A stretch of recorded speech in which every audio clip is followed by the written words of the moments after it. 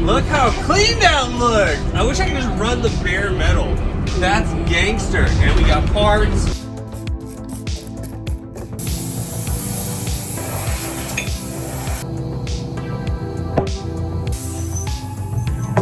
There it is.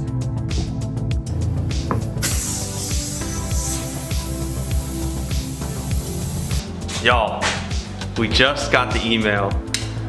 Earlier this afternoon, we got the email that our parts were ready for pickup. So we ran on over to Leander, over to Enigma Coatings.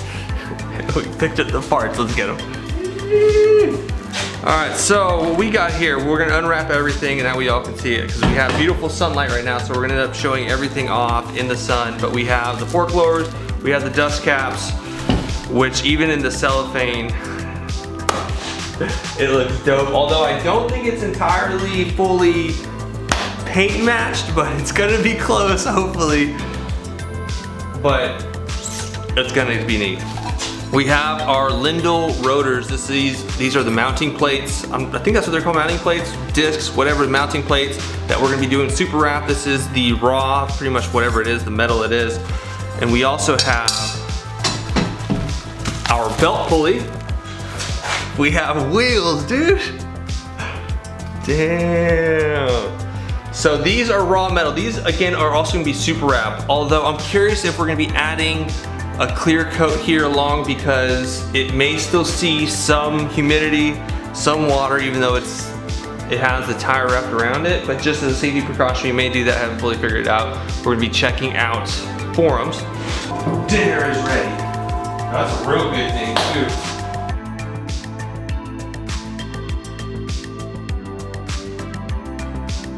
So looking at this cherry, I think this is Misty Cherry from Prismatic Powders. In the sun, it looks a little bit more purple, but we'll give it a chance. This looks like this does not look the same. Well, I mean, it's close. This just looks to be a little bit darker, more of a cherry than because that's Twisted Cherry, and this is Misty Cherry. The color profile on Prismatic Powders was closer, but this looks like it's gonna be a little more purple. But we're all right with that. Kinda neat.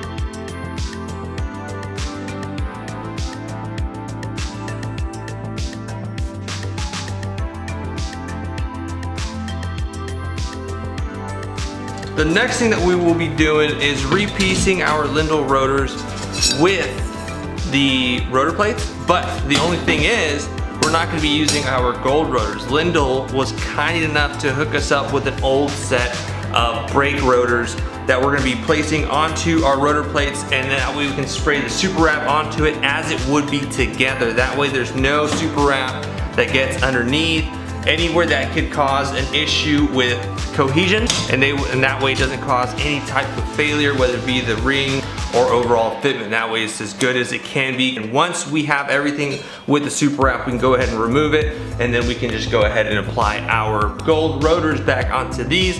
So that's what we're gonna be doing, is just a quick fitment of how it goes together. One of the things that we will not be doing with this go round, that whenever we put the rotor plates with the rotors together, is adding these little red dots. I forget what they called them over at Lindell, but essentially what it does is every other space right here, you're gonna put a red dot, red dot, red dot. And what that does is it helps it prevents it from rattling. That eventually some will come off, that when we took this off, we didn't have all the red dots. We still had a couple. Worry not, your rotor plate is not gonna be falling apart from your rotor because it has this friction ring. And this is held inside these clips, and what holds and marries the connection from your rotor plate with your rotor, and that with inertia, it causes this to expand. So the faster you go, the more it's going to expand and keep everything together. So that's what we're gonna be doing right now. And following that, what we're gonna be doing is putting the bearings back inside the wheels, essentially reassembling the wheel, putting the bearing, putting the valve stem, and then putting the tire back onto that wheel. Now, a quick note, if you decide to do this yourself, Lindell recommended that when you put the rotor plate with your rotor, be sure and do it on a flat surface, like a table. And just insert your ring, making sure it's flat on the wall. And there it is, it's all together. This is just dirt and dust from here. So you have this indentation here, you can see it, and then you have this lip here, and that's how it goes. It's gonna go against it. So we have the indentation facing up, we have the indentation on the rotor facing down. There you go. First up is our front wheel. This is the front. We're gonna be getting one of our valve stems.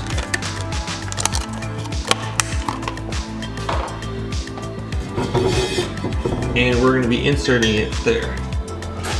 Okay, so what we ended up doing, after a little bit of struggle, we got it, where we did a YouTube video, thought they had a special tool, and it was just a little difficult, but after seeing what they did, so you end up, you insert through the bottom and then you wiggle it through the top.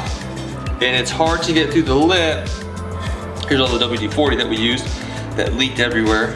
We lubed up the valve stem with some WD-40 and then we ran it in here. That's what all the staining is. And we had a pair of angled pliers that we left the cap on. It's a little marred from what you could see, but what we did is we pushed from the bottom side, and as we came this, what we did is we grabbed it, and so that's where it got marred, and then we leveraged up. So we were pushing, we pulled it and stopped, did it again, did it, and then we got on the other side, the similar setup,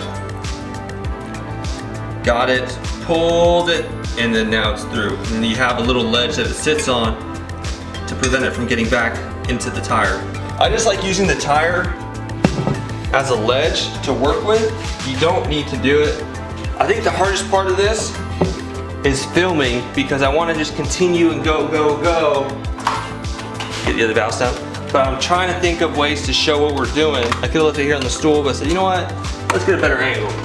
All right, so here is our valve stem. It's new. The only thing that's from the previous bike is the valve stem cap. We're just gonna add a little bit of WD-40. And then just grab your angled little pliers. It's hard, you won't be able to see this, but I'm just gonna lift it up. What we're gonna do is go from the bottom. There it is. Now again, proper tools would make this a whole lot easier, but we don't have proper tools currently. Who else has a piece of cardboard they use for everything? Rotor valve stem. So this is rotor. I just labeled it for mine. There's the dot, so that's where it's gonna go for the tire.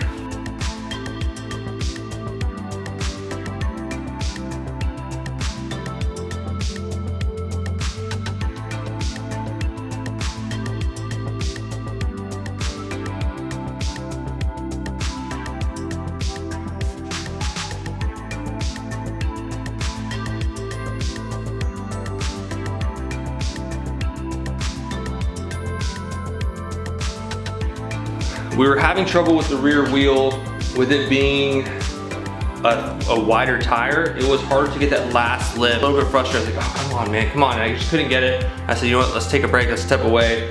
And I was thinking, worst case scenario, I'll just take it to Harley and be like, hey, I just need you to do this one tire. And I didn't want to do that because we still had to air it up, put the bearings back in. And when we came back, I remember that people did or recommended doing the hair dryer or heat gun trick, or if it's a hot summer day, you can leave it out in the sun, so that way the rubber's a little more malleable. We just had the tire stored here in the garage. So we came back, put the heat gun to that one lip that we were having trouble with, and sure enough, that made it so much easier. So when you're installing a tire onto a wheel, heat is your friend. If it's not hot outside, right now it's about 70 degrees here in Texas, but it made it extremely easy.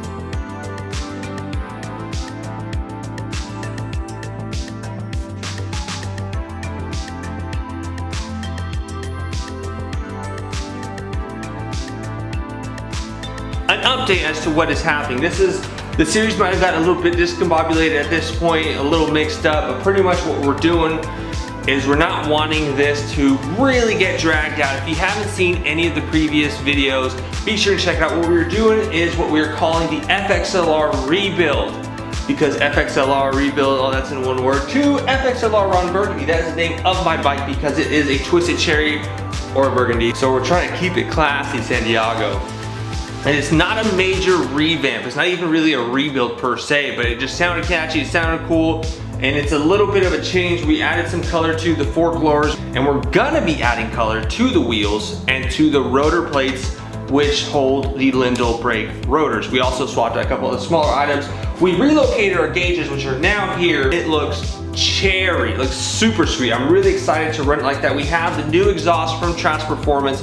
Now we have Trask Assault air cleaner, Trask Assault cam cover, and the Trask Assault exhaust. We only had the exhaust about 1.5 days of riding before this bike was on the lift, and it's been torn apart since, and that is where it kind of gets a little discombobulated, where we're trying to keep up productive while we wait for so many things. The longest period was us waiting for the stuff to come back from paint and from getting blasted to allow the super wrap to adhere to the surface area a whole lot better than if we were just to hand sand it. We did that with the Sporty, and it looks good, but man, was that labor intensive. I think it took us 2 days to sand, and we did the coats. That's what takes the longest time for the best coats in between. It's the first coat, you wait 10 minutes to see if there's any surface contamination. From there, so much, blah, blah. And now we're gonna continue with the video. Man, that was long-winded, wasn't it? Yes, I know, you're tired of hearing me talk, but I'm just trying to catch everyone up. So we just got back from Harley, because they helped balance the tires. Yes, we could have done it ourselves, but we didn't have the balancing machine from Motion Pro, where it's like 50 bucks, and also we weren't able to find the weights that we wanted in a smaller quantity. I reinstalled the bearings. Now, what all did we do? We ended up putting the, this is rough. We ended up putting the tire back on the wheel, and then we put the bearings back inside the wheels. So all we had to take them was this tire that was already inflated and said, hey, I need to balance these. It may differ at your local Harley dealership. Be sure and give them a holler, double check what their rates are to balance a tire. Maybe a little more, maybe a little less. Be sure to check to do so.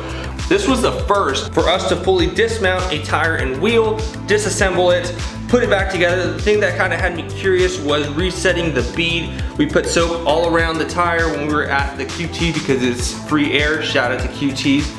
And we just filled it up with air. One bead on the rear did not set, so we just deflated it again, put more soap and water, and then we inflated it, and then boom, boom, to the little 2 pops, and we were good to go. So that was pretty cool. And then here is our much lighter and much dirtier front wheel. So this is all the stuff that was media blasted. This was a 2-tone color. This was some sort of shiny stainless metal, and then this was black in between. And now it is the bare metal, so that way it's gonna give us the best adhesion. Here are some scratches, it's kind of hard to see, from us messing with the tire spoons. And that's why we put the tires back onto the wheels first, because if we put the super wrap on and then try to mount the tires onto the wheels, you would see a whole bunch of chips and stuff everywhere, because this was the first time we tried to be careful, but then there was a little bit of frustration, and it's just, whoo, brother.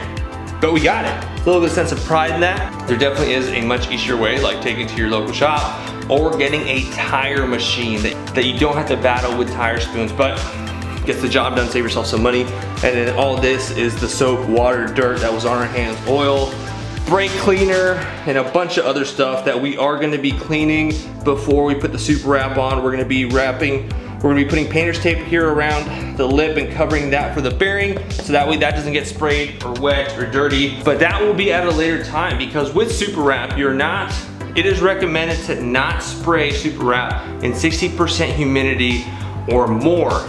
Okay, so we have the parts back from powder. What we ended up using was prismatic powders. It was Misty Cherry. It was tough between Misty Cherry and I believe the other color was Misty Burgundy. Initially we had ordered the Misty Burgundy by accident. We were looking at both colors, and then we didn't realize that we had purchased the Misty Burgundy instead of the Cherry. So we called them, corrected it, and then we got the Cherry, powder coated it. According to the color on the website, it was a little bit more burgundy. Here in the shadows, here it is, it looks a little bit more purple, or cherry. I would call this more like cherry Dr. Pepper, where it's a little bit more purple than cherry. And the reason we went with the cherry previously, when it was on the screen, was because it had more flake to it. It had a little bit more burgundy flake according to the description.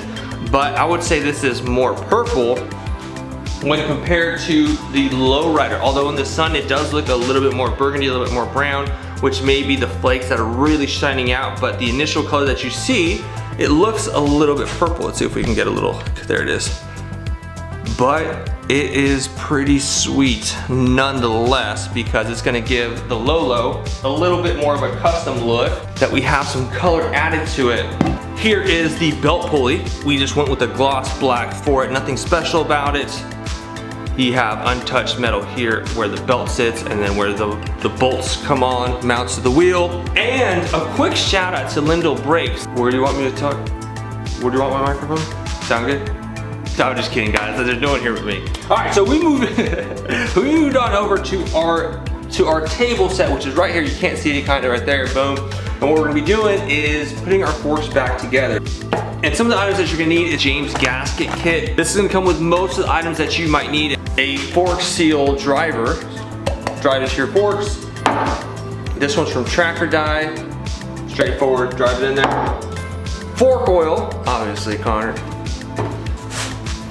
And then a Motion Pro fork fluid level measurer thingy. This is gonna measure us according to spec how much fluid we have in there, and it's gonna give us just the perfect amount. We are adding a set of Tracker Die damper rods. Now this is one of the more cost-effective ways that you can lift your front end.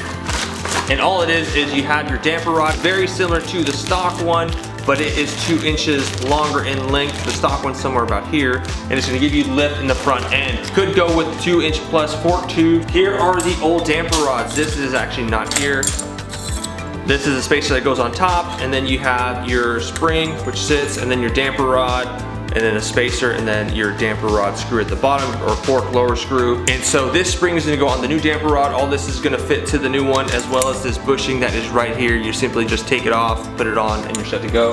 We just kept everything like this on the table, so that way we knew what all went together, the general orientation of it. And then we have our fork tubes. So we kept everything together, so again, that way the orientation was easier for us. You have your dust seal cover, you have this clip that retains on the inside of the tube, the fork lower, you have this other seal, you have this spacer, what we call it, then this other doohickey and this other doohickey, bushings I think what they're called. Now, what we're not gonna be doing, because we kind of spaced out when we were ordering everything, initially we thought our James gasket seal came with additional ones of these 2 bushings, but it did not. And we didn't mess with it initially. We were gonna take them all off, but I'm glad that we didn't. We didn't really pay too much attention, so we're just gonna leave this on. Now, at some point, it may cause some sort of leak, who knows, I'm not really too sure, but if it does, we're familiar with the process now. But one of the things I did notice on this washer, that this one, I'm gonna try my best to do it, this one's relatively flat.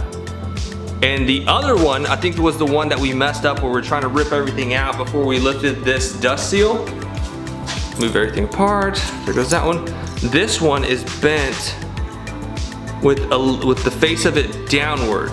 We were given so much force, I think, and even this little bushing here, see, it has a little bit of a lip as if this was wanting to come over it. And this is what I probably could replace it, just because it's not a full contact with it. But we're gonna do a lesson learned type moment. So don't do as I say, not as I do. I know some of the techs out there that are watching this are like, you cheap bastard, Connor, just go ahead and replace it. We're not going to, but we probably should. And if at some point we end up go ahead and leaking doing something, that's when we'll just get new fork tubes. But, oh, I know some people are just screaming at the screen right now, fix it, don't do that, my bad. Moving on. All right, so we have our damper rods. You have your Tracker Die 2-inch plus, and then you have your stock. You versus the guy she told you not to worry about. And so all you do, and so the first step that you could do is replace it onto your Tracker Die 2-inch longer damper rod. First step done.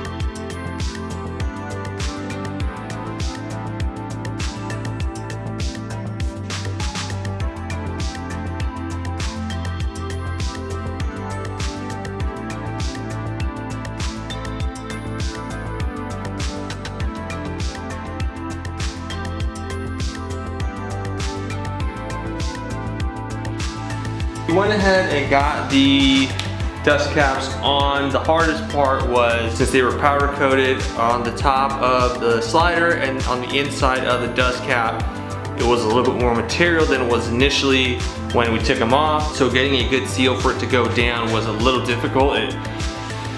My hands hurt. We were slamming that sucker down.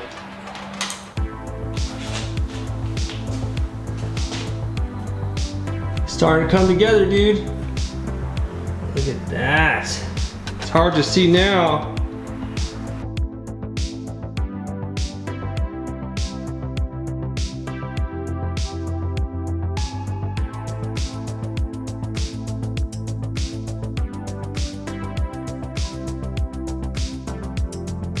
This concludes another episode of the FXLR Rebuild Series. I am excited for this to continue to get on. What you're gonna be seeing in the next episode of the FXLR Rebuild, we're nearing the end of it, where it's just the last few bits that need to come together. We're gonna be applying super wrap to a specific color. You'll find out in the next episode what color we're doing for the wheels. We're gonna be doing a different color for the calipers, both front and rear. The rotor plates for the Lindell Brakes rotors are going to be the same color as the wheels. We're also gonna be applying that. So if you enjoyed today's video, found some value in it, be sure to hit that like button, hit that subscribe button, and while you're there, bump on over and hit the bell to be notified of any future videos when they drop, as soon as they drop. And as a reminder, be sure to check out our Teespring store, as well as check out the Patreon for $5 a month, or the equivalent of a coffee a month. You can help support the channel by becoming a Road Warrior tier member.